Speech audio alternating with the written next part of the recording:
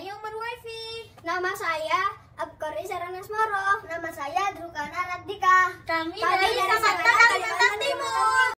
Sangatta, Kalimantan Timur merupakan daerah penghasil tambang batubara terbesar di Indonesia, bahkan di dunia. Penambangan batubara memberi dampak positif, yaitu membuka lapangan pekerjaan dan meningkatkan pendapatan daerah serta devisa negara. Sedangkan dampak negatifnya terjadi perubahan kualitas lingkungan dan pencemaran air. Perusahaan tambang batubara umumnya menerapkan metode tambang terbuka.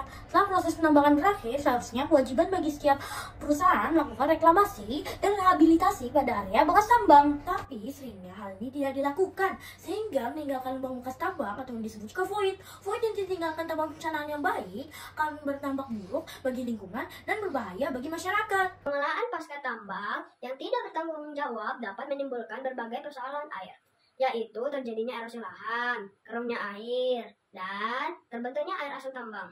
Air asam tambang terjadi ketika limbah tambang yang mengandung mineral sulfida beraksi dengan udara dan air yang mampu merusak ekosistem air dan tanah. Di awal, kami berdiskusi dengan pendamping dan ahli pertambangan untuk perencanaan dan mengumpulkan informasi seputar konservasi air di area pasca tambang. Kami survei ke area bekas tambang yang direhabilitasi dengan baik dan menjadi ekowisata Telaga Batu Arang.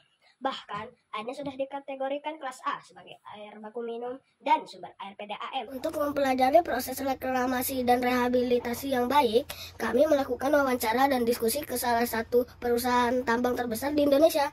Kami berkunjung ke PDAM Kutai Timur. Kami berdiskusi langsung dengan direktur tekniknya. Faktanya, salah satu sumber air PDAM Kutai Timur saat ini berasal dari area tambang yang sudah direhabilitasi. Untuk memudahkan pemahaman kami tentang rehabilitasi tambang, kami membuat simulasi lahan pasca tambang dengan 3 tipe lahan berbeda. Lapisan kedua, kami membuat simulasi material yang berpotensi membentuk asam atau PAF. Lapisan ketiga disebut NAF, yaitu lapisan kedap yang tidak membentuk asam. Terakhir adalah simulasi rehabilitasi dengan lapisan topsoil dan pohon untuk mencegah erosi. Inilah tipe 1, 2, dan 3. Ketiganya memiliki lapisan berbeda tentang kondisi pasca tambang. Inilah bagian simulasi terpenting. Air yang tumpah disimulasikan sebagai hujan.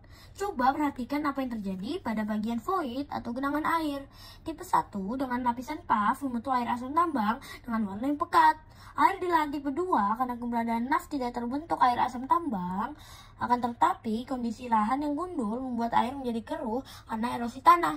Sedangkan air di lahan tipe 3 sangat jernih dan bersih karena terdapat lapisan yang telah direbuisasi. Menyadari pentingnya hal ini, kami membuat poster dan infografis kampanye yang akan disebar ke beberapa instansi dan praktisi tambang. Air sampel dari Telaga Batu Arang dibuat untuk memelihara ikan cupang dengan mengamati beberapa parameter. Hal ini mengkonfirmasi pengamatan kami bahwa ikan-ikan air tawar dapat hidup di air Telaga Batu Arang. Tahapan akhir kami melakukan presentasi.